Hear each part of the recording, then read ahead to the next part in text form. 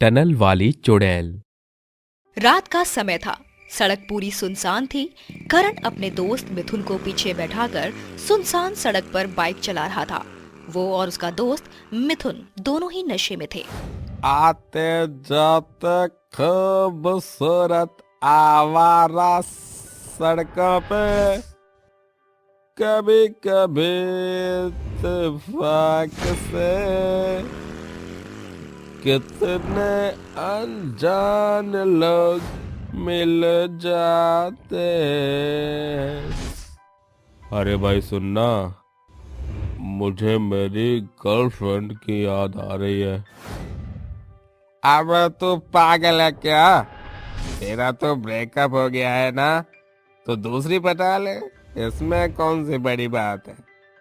अरे एक लड़की आती है तो दूसरी चली जाती है, यही जिंदगी है मेरे भाई। सही कहा तूने। अब मैं दूसरी लड़की पटा लूंगा, लेकिन तू सामने देख, आगे टनल आ रहा है, साले गिरा मत दियो। वो दोनों टनल के अंदर से गुजर रहे होते हैं, तभी उन्हें एक बहुत खूबसूरत लड़की दिखाई देती है। अबे देख क्या मस्त माल है, आज की रात तो बन गई बेटा। हाँ बिल्कुल सही कहा तूने। जितना भी गुस्सा था मेरी गर्लफ्रेंड का, आज इसके ऊपर निकाल दूंगा। चल भाई, चल इसके पास बाइक। ओ मेरी हुस्न की परी, कहाँ चली मेरी मन चली। अरे डार्लिंग, जरा घूम तो जाओ, हमें अपना चेहरा तो दिखाओ। जैसे ही वो लड़की घूमती है, दोनों की नजर उसके चेहरे पर पड़ती है। लेकिन उस लड़की का चेहरा देखते ही करण और मिथुन के पसीने छूट जाते हैं, क्योंकि वो कोई लड़की नहीं, एक खौफनाक चुड़ैल होती है। करण भाग, भाग करण, नहीं तो ये चुड़ैल हमें अपना पति बनाकर अपने साथ ले जाएगी। अबे यार, इसे देखकर तो मेरी जितनी भी चढ़ी हुई थी सब उतर गई। कितना भयानक चेहरा है इसका। करण जोर से बाइक वहां से निकालने की कोशिश करता है, लेकिन बाइक हवा में उड़ने लगती है। अरे अरे बचाओ, कोई हमें, अब बचाओ, कोई हमें इस टनल वाली चुड़ैल से बचाओ।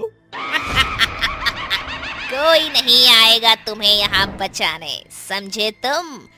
बहुत बड़ी गलती करी है तुमने यहाँ आकर। अब देखो मैं तुम्हारा क्या हाल करती हूँ।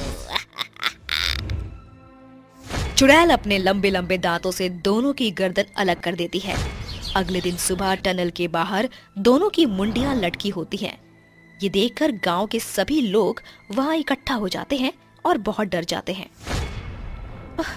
हे भगवान, इतनी बुरी मौत, ये सब किसने किया होगा? तभी वहां पर एक आदमी आता है और डरते हुए कहता है, वो आ गई, वो वापस आ गई। अब वो किसी को नहीं छोड़ेगी, किसी को भी नहीं छोड़ेगी वो।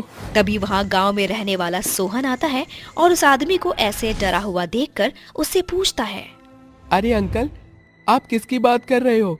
कौन आ गई? अरे वही मंजुली आ गई।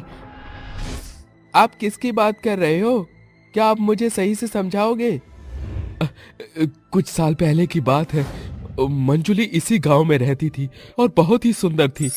वो एक लड़के से प्रेम करती थी और शादी वाले दिन मंडप से भागकर अपने प्रेमी से मिलने जा रही थी। वो सुनसान सड़क पर अकेली चल रही थी और जैसे ही वो टनल के अंदर गई, वहां उसे 4 लड़कों ने घेर लिया और उसके साथ वो सब किया जो मैं अपनी जुबान पर भी नहीं ला सकता। उस दिन से मंजुली की आत्मा टनल से बाहर ही नहीं निकली और जो भी टनल के अंदर से गुजरता है वो उसे मार देती है। कुछ तांत्रिकों ने मिलकर मंजुली को वहां से भगा दिया था, लेकिन वो वापस लौट आई। अब कोई नहीं बचेगा, कोई भी नहीं बचेगा। उस आदमी की बात सुनकर गांव के सभी लोग डर के मारे कपकपाने लगते हैं। अरे क्या अंकल, लोगों को डराने के अलावा और कुछ नहीं आता क्या आपको? बेफालतू में ही लोगों के अंदर डर डाल रहे हैं आप। सोहन उस आदमी की बात पर विश्वास नहीं करता और वहां से चला जाता है। लेकिन टनल वाली चुड़ैल किसी को भी नहीं छोड़ रही थी। वो हर रोज रात को किसी न किसी का शिकार करती थी। एक दिन रात को सोहन उसी टनल के बाहर खड़ा होता है। क्या ऐसा भी हो सकता है कि इस टनल के अंदर कोई चुड़ैल है? मुझे तो ऐसा बिल्कुल भी नहीं लगता। क्या पता अंदर कोई चुड़ैल हो ही ना और कोई गांव वालों को मारकर अपना खौफ जमा रहा हो। सोहन ये सब सोचकर जानबूझकर अंदर जाता है, जिसके बाद उसे पूरी टनल सुनसान दिखाई देती है। चारों तरफ सन्नाटा होता है। वहीं दूसरी तरफ सोहन को टनल की दीवारों पर खून के कई सारे निशान लगे हुए दिखाई देते हैं, जिसे देखकर वो कहता है, लोगों ने भी बेकार का डर बना रखा है। देखो जरा इन दीवारों को, साफ पता चल रहा है कि इन दीवारों पर किसी ने लाल रंग से छींटे मार दिए हैं, जिसे गांव के लोग खून समझ रहे हैं। सोहन टनल के अंदर अकेला चलता हुआ काफी आगे आ जाता है। उसके पास कोई भी नहीं होता। तभी उसे अजीब अजीब आवाज आने लगती है। अरे देखा, मेरा शक सही था। अभी तो यहाँ कोई भी नहीं था। अब ये आवाज कहाँ से आ रही है? लगता है कोई छुपकर मुझे देख रहा है। कौन है यहाँ? अगर कोई है तो सामने आओ। कहाँ गई अब टनल वाली चुड़ैल? देखो मैं तुम्हारे लिए यहाँ आया हूँ। अब आओ ना, मुझे मार के दिखाओ। ये कहते हुए वो आगे बढ़ रहा होता है। तभी पीछे से कोई उसके कंधे पर हाथ रखता है। जब सोहन की नजर उस हाथ पर पड़ती है तो वो उसे देखकर कहता है, इतना सुंदर हाथ! भला इतना सुंदर हाथ किसी का हो सकता है क्या? मुझे तो विश्वास ही नहीं होता। पीछे मुड़कर देखो, विश्वास हो जाएगा। जैसे ही सोहन पीछे मुड़कर देखता है, उसे एक बहुत ही भयानक चुड़ैल का चेहरा दिखाई देता है, जिसे देखकर उसके पैरों तले जमीन खिसक जाती है। उसके पैर थर थर कांपने लगते हैं। उसके पूरे शरीर के पसीने छूट जाते हैं। तुम कौन हो? मेरा नाम है मंजुली। चुड़ैल का नाम सुनते ही सोहन बुरी तरह कांपने लगता है और वहां से भागने की कोशिश करता है, लेकिन चुड़ैल अपने लंबे हाथों से उसे भागने से रोक लेती है। क्यों रे? अभी तो मेरा नाम लेकर मुझे पुकार रहा था। अब क्या हुआ? मेरे सामने आते ही भागने लगा। तुझे तो मैं कहीं नहीं जाने दूंगी। मंजुली मुझे छोड़ दो। मुझे माफ कर दो। मुझसे बहुत बड़ी भूल हो गई। तुझे नहीं पता मैं इस टनल से निकलने वालों का क्या हाल करती हूँ, और तूने तो मुझे ललकारा है। तुझे ऐसे कैसे जाने दूंगी? चुड़ैल उसे अपने बड़े बड़े नुकीले दांतों से खाने ही वाली होती है। इतने में वहाँ एक आदमी कई सारे तांत्रिकों को लेकर पहुँच जाता है। वो सभी तांत्रिक मंत्र पढ़ रहे होते हैं। ये सब क्या कर रहे हो तुम? ये सब क्यों बोल रहे हो?